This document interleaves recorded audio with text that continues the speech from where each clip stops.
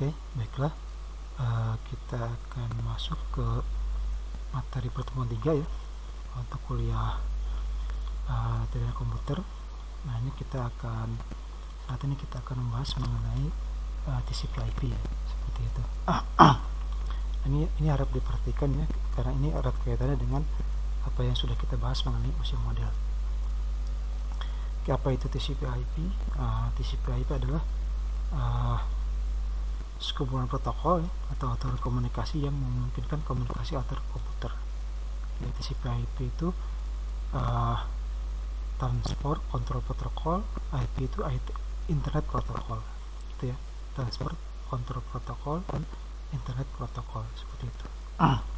Kayaknya dari sekumpulan protokol atau aturan komunikasi yang memungkinkan komunikasi antar komputer. Apa bedanya dari OSI model nanti akan kita bahas ya. Apa bedanya TCP/IP dengan OSI model nanti akan kita bahas, karena ini saling berkaitan, seperti itu. Jadi intinya adalah TCP/IP ini adalah sekumpulan aturan ya mengenai bagaimana caranya supaya komputer itu bisa berkomunikasi. Intinya adalah ini merupakan protokol untuk membangun teknologi jaringan komputer, gitu ya, seperti itu. Nah, ini TCP/IP ini adalah salah satu di antara sekian banyak protokol yang ada di dunia ya. Jadi zaman dulu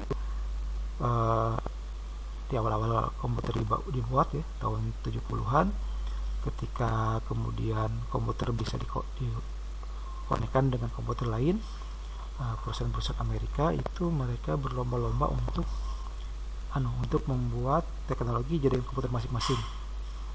IBM mereka bikin sendiri, Microsoft bikin sendiri, kemudian mungkin Nobel Network bikin sendiri ya, itu yang saya tahu ya.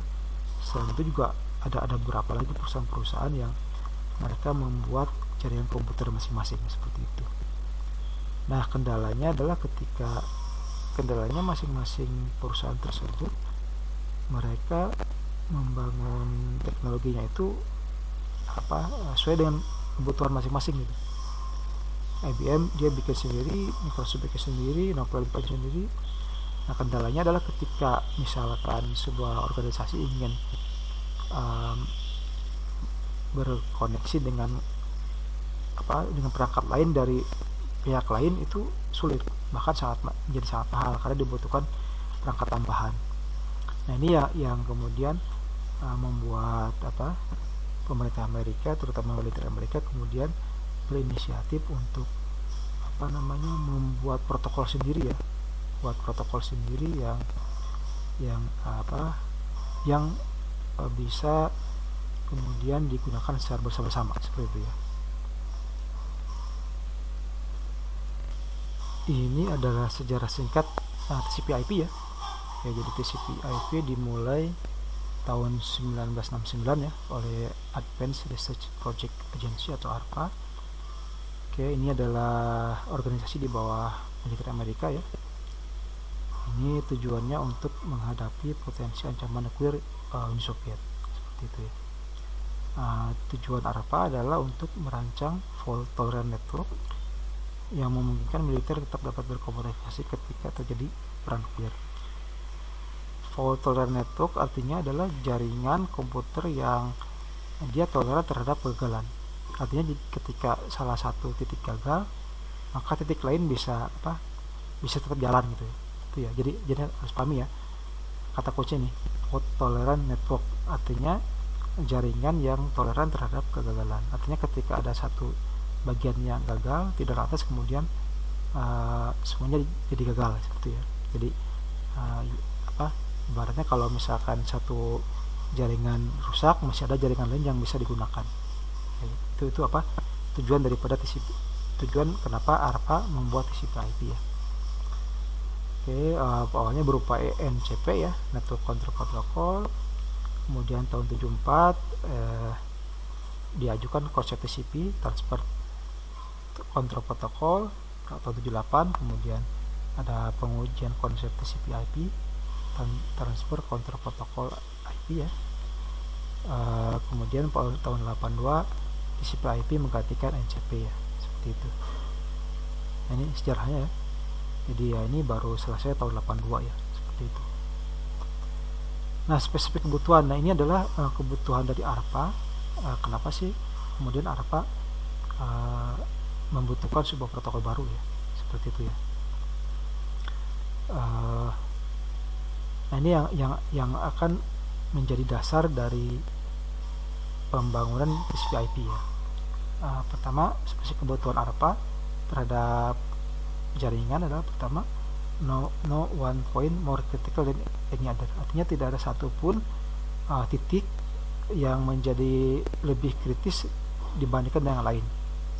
Artinya ketika ada jaringan komunikasi, jangan sampai ada satu titik yang menjadi kritis sehingga kemudian mudah dihancurkan.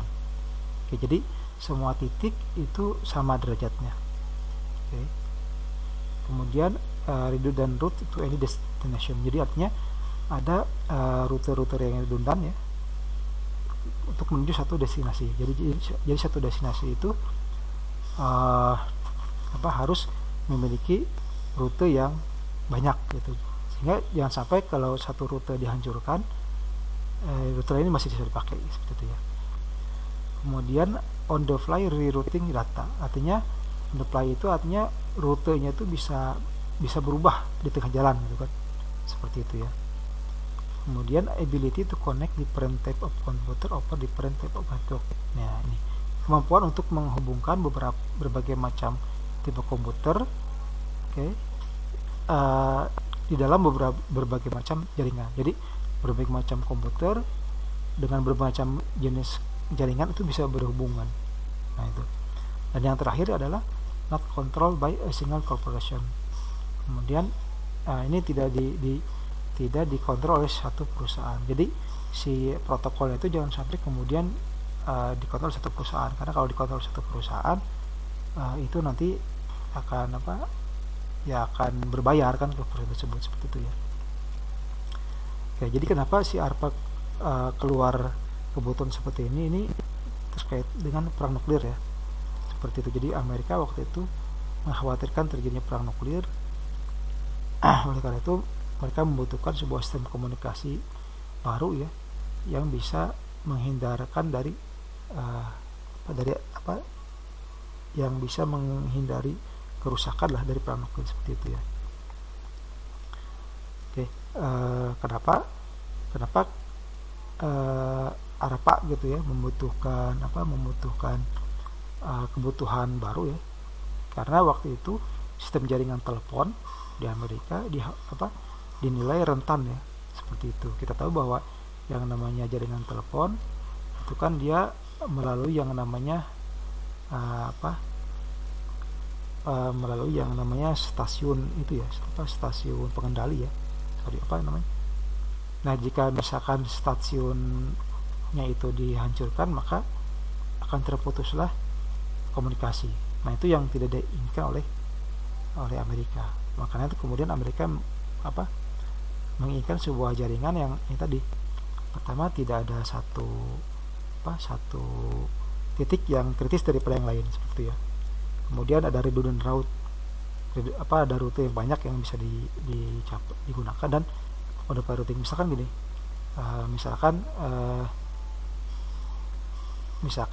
kalau kita contoh misalkan komunikasi antara Tasik dan Jakarta ya.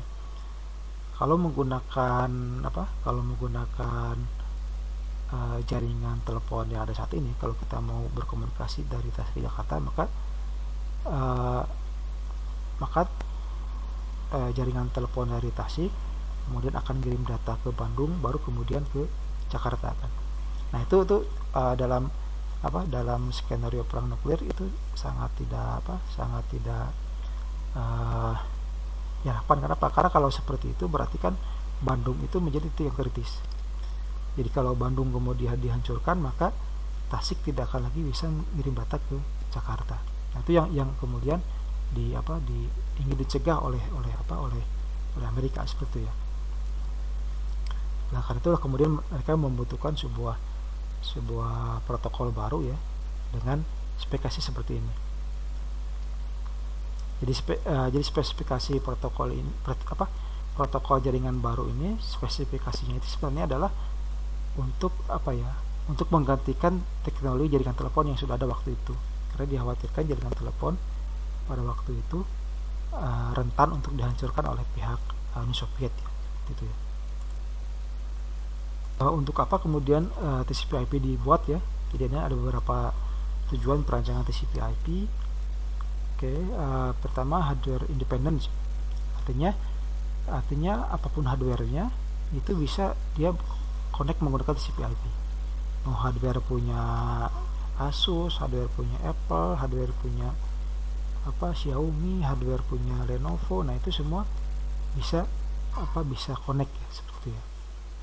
Kemudian software independence, apapun softwarenya itu selama dia mengikuti aturan protokol TCP/IP dia bisa connect.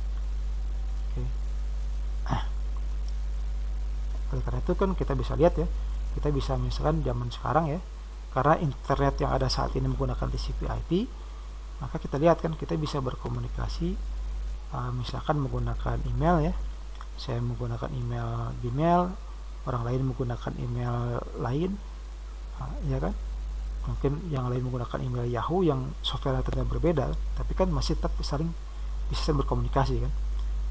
Jadi walaupun berbeda-beda email tapi masih bisa berkomunikasi seperti itu ya. Atau misalkan WA Anda menggunakan Android, kemudian teman Anda menggunakan iPhone, tetap masih bisa berkomunikasi kan. Kenapa? Karena memang walaupun softwarenya berbeda ya, tetapi karena dia menggunakan TCP/IP yang memang independen terhadap software, itu bisa connect seperti itu ya. Kemudian value recovery and the ability to handle high error rates, artinya ini adalah kemampuan untuk merecover kegagalan dan kemampuan untuk menghandle tingkat error yang tinggi ya.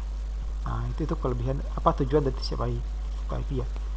Jadi TCP/IP ya karena memang dulunya dibuat untuk perang nuklir ya, jadi dia harus mampu menghandle terjadinya error yang tinggi seperti itu, dan dia juga mampu melakukan recovery jika ada kegagalan seperti itu. Kemudian efficient protocol with low overhead, nah ini adalah protokol yang efisien dengan overhead yang rendah ya, seperti itu. Kemudian tujuan lainnya adalah ability to add new network to the internet network without service disruption, artinya kemampuan untuk menambahkan network baru terhadap network yang sudah ada ya, tanpa merubah layanan yang sudah ada gitu kan. Jadi ibaratnya tinggal colok langsung connect seperti ya.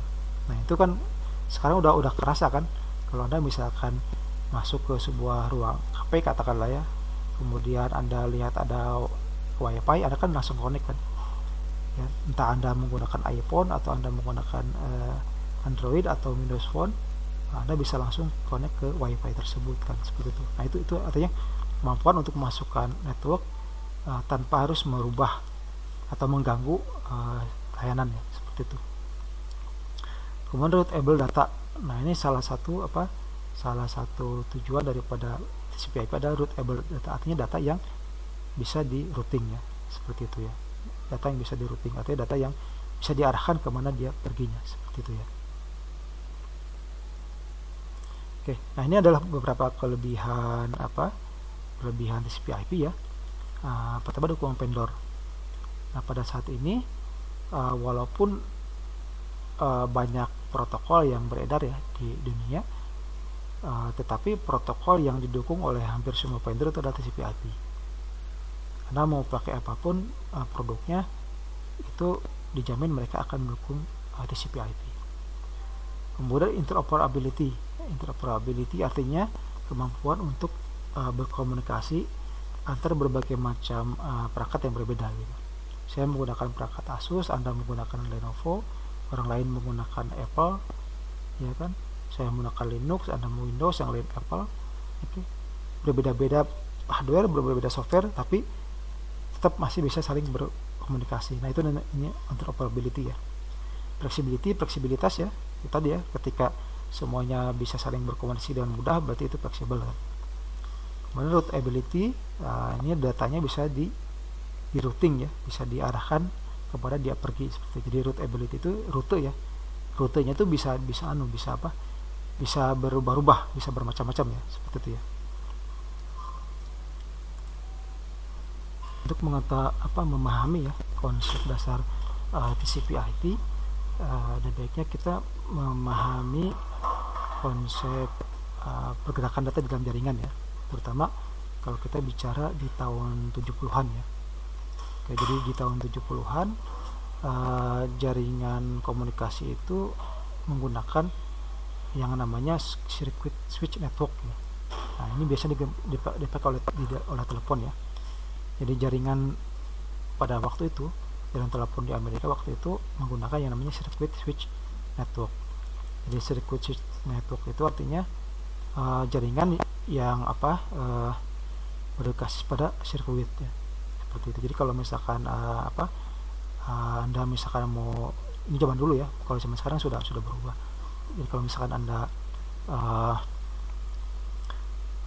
akan menelepon gitu kan, Anda biasanya akan nanti oleh pihak Telkom akan dicarikan nomornya untuk Anda kan, seperti itu. Itu namanya circuit switch network. Nah, circuit switch network ini dirasa tidak aman kalau untuk di dalam keperluan perang nuklir ya. Itu dinilai tidak aman oleh Amerika. Kenapa? Karena kalau circuit switch network itu dia akan membutuhkan gardu utama ya. Oke, jadi misalkan ya tadi saya contohkan kan, misalkan Anda di Tasik, Anda misalkan mau menghubungi orang Jakarta, maka telepon Anda di Tasik itu akan diarahkan ke Bandung dulu, baru kemudian ke Jakarta, akan diarahkan ke gardu di Bandung baru ke Jakarta. Nah, kalau gardu Bandungnya kemudian dihancurkan, maka Anda tidak akan bisa lagi berhubungan dengan orang Jakarta. Oke, jadi di dalam circuit switch network yang umum digunakan di dalam teknologi telepon zaman dulu, itu komunikasi itu akan tergantung dengan yang namanya gardu telepon. Oke. Jadi makanya kan kalau zaman dulu di tiap kota itu pasti ada gardu telepon. Nah, itu dia berfungsi sebagai sebagai penghubung ya antara satu kota dengan kota yang lain, seperti itu. Itu namanya circuit switch network. Nah ada juga yang namanya packet switch network. Nah, ini yang menjadi landasan bagi TCP/IP. Nah, di dalam packet switch network itu data bergerak melalui rute yang berbeda ya.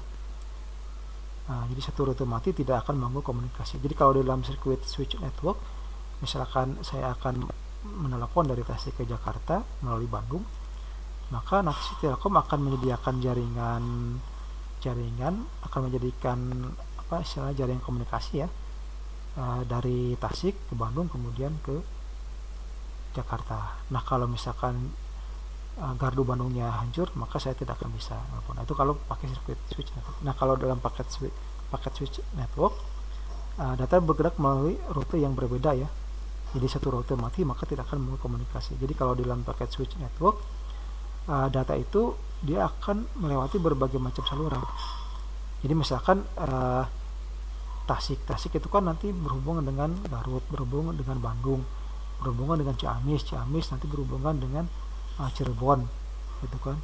Nah, kalau menggunakan packet switch network, maka si data itu dia akan mencari rute mana yang terbaik. Misalkan rute terbaik ke Bandung, maka dia akan mencari rute ke Bandung. Tapi kalau rute Bandung hancur, dia akan mencari lagi rute lain, gitu, seperti itu ya. Nah, itu. Jadi di dalam packet switch network, data itu dia akan mencari rute terbaik. Dia akan mencari sendiri rutenya, gitu kan. Seperti itu. Jadi ketika satu rute mati, maka dia akan secara otomatis akan memanfaatkan rute yang lain. Oke. Itu namanya packet switch network ya. Kemudian data dipecah ke dalam paket. Ya supaya dia bisa bergerak ke berbagai macam rute, maka dia harus dipecah ke dalam paket kan. Nah, setiap paket bergerak menemukan tujuannya masing-masing kan tadi kan. Kemudian paket bergerak melalui rute.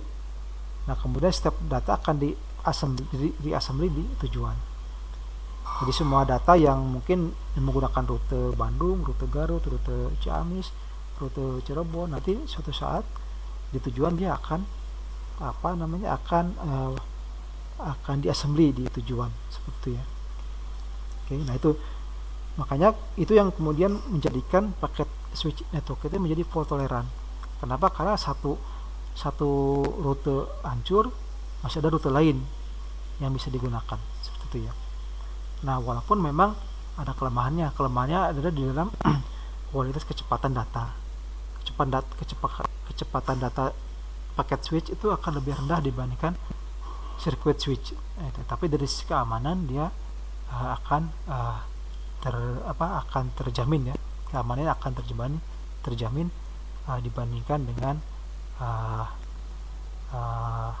circuit switch. Ya, jadi packet switch inilah yang kemudian menjadi dasar untuk terbentuknya TCP/IP. Okay. Jadi ini adalah network circuit adalah merupakan network zaman dulu ya, network yang lama. Nah, packet switch network ini yang kemudian menjadi cikal bakal daripada TCP/IP. Oke.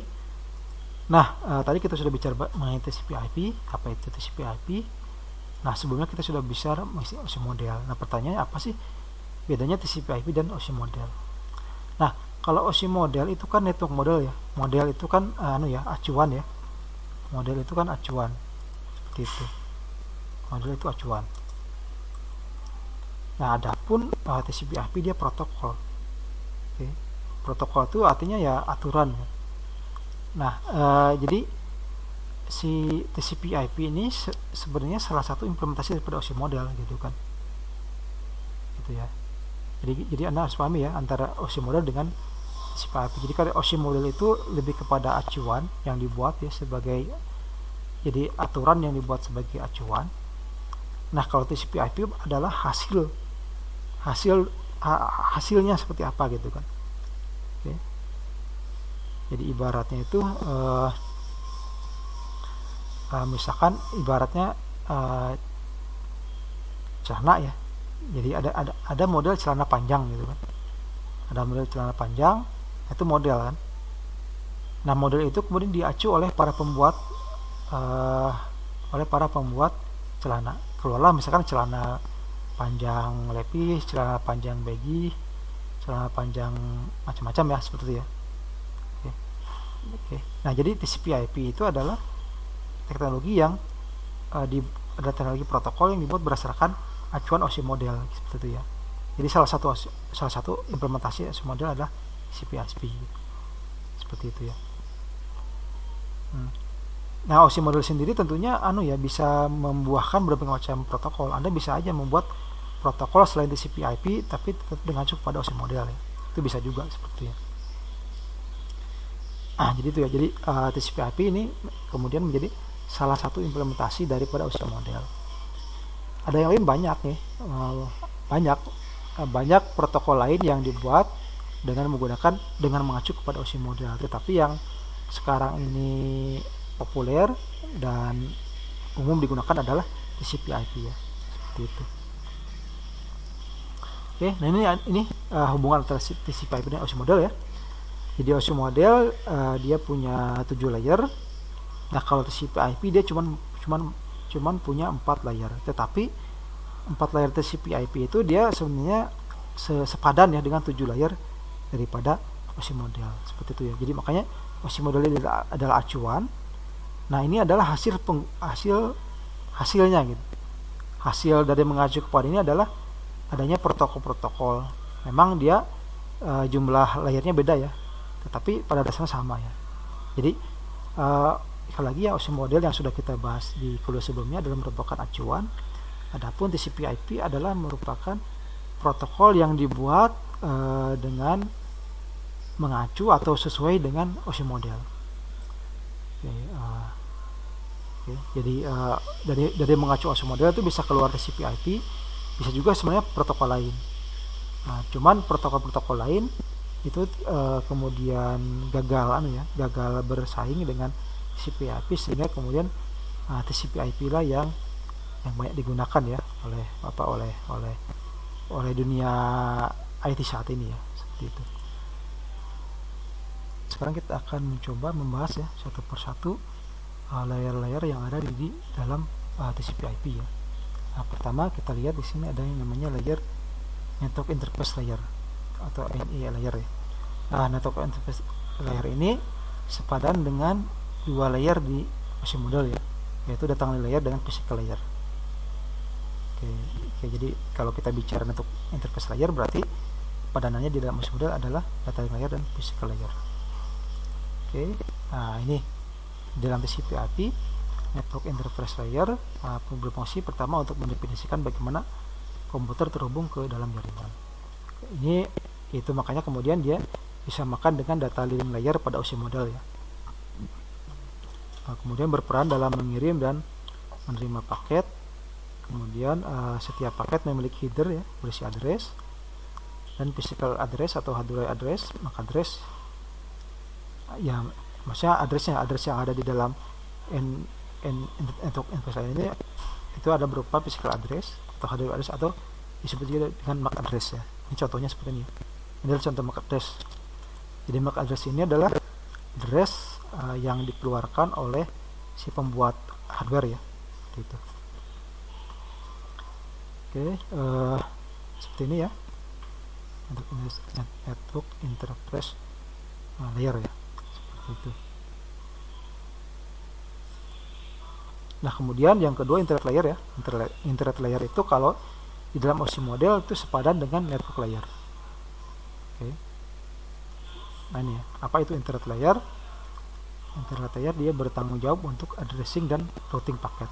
Ya, jadi ini bertanggung jawab untuk pengalamatan dan routing dari paket ya. Nah, ini terdiri dari beberapa protokol, ada internet protokol menentukan IP address, sumber dan tujuan dari setiap paket. Kemudian address resolution protokol merubah logical address menjadi physical address. Kemudian internet control message protokol ini mengirim pesan error, melakukan diagnosa dan mengendalikan aliran data. Nah, ini bisa dilakukan dengan perintah ping ya.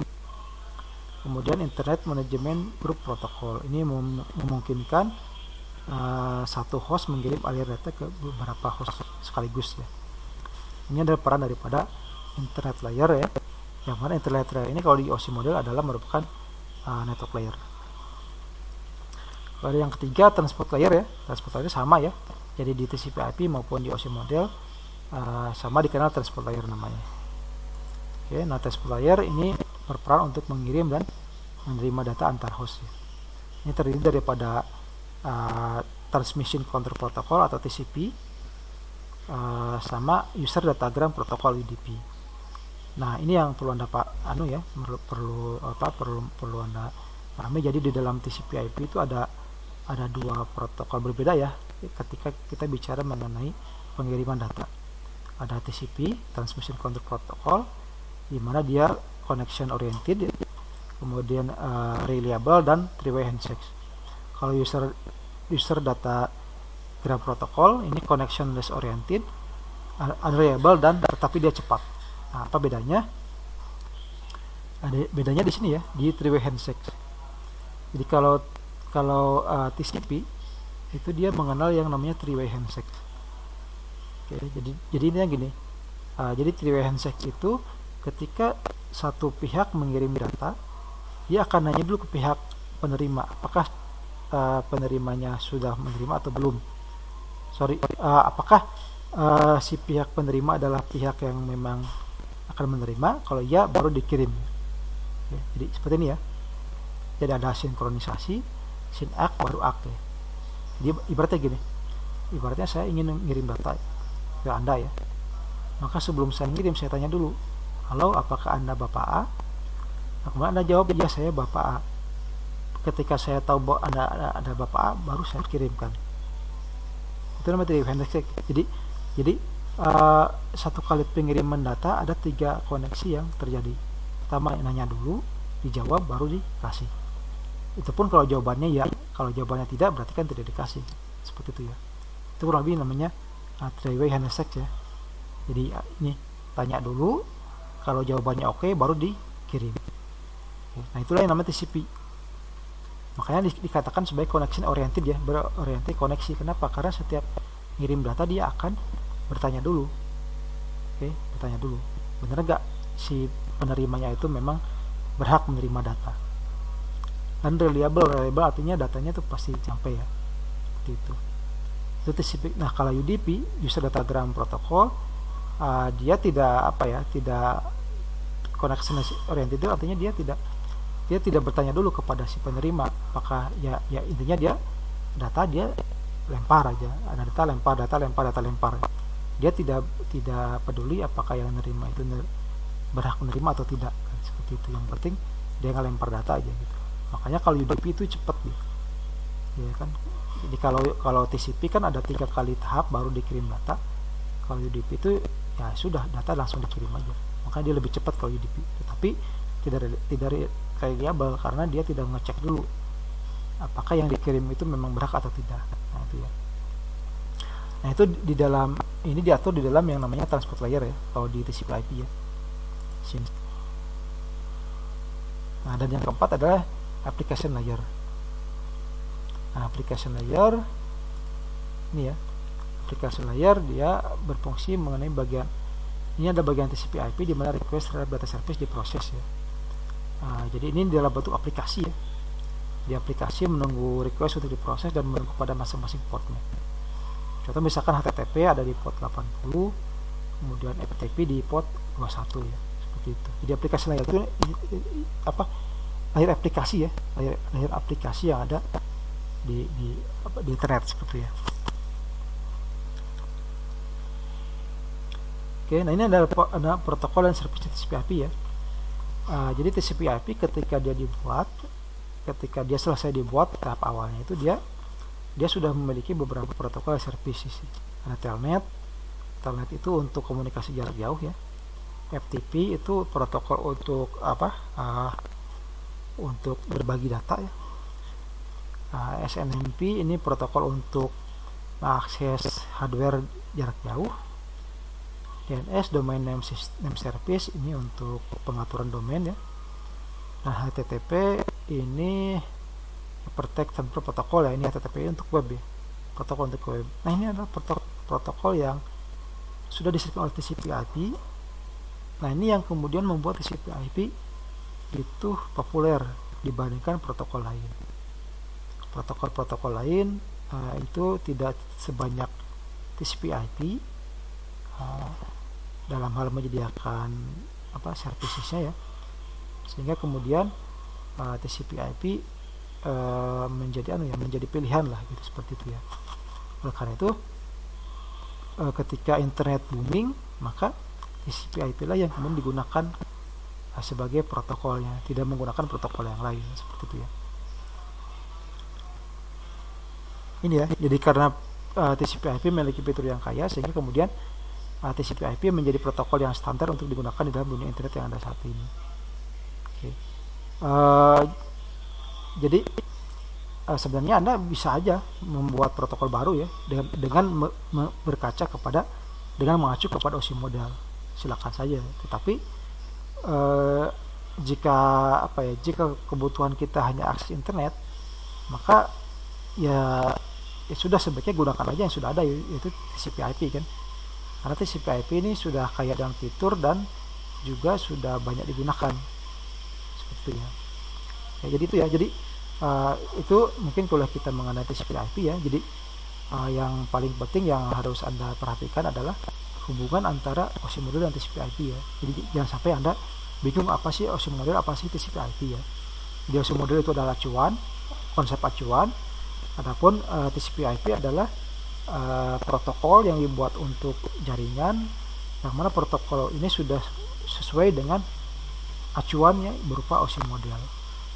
Jadi itu yang perlu Anda pahami adalah bagaimana antara OSI model dengan si TCP/IP hubungannya ya, seperti itu. Baiklah, mungkin itu ya untuk kuliah kali ini yang bisa disampaikan.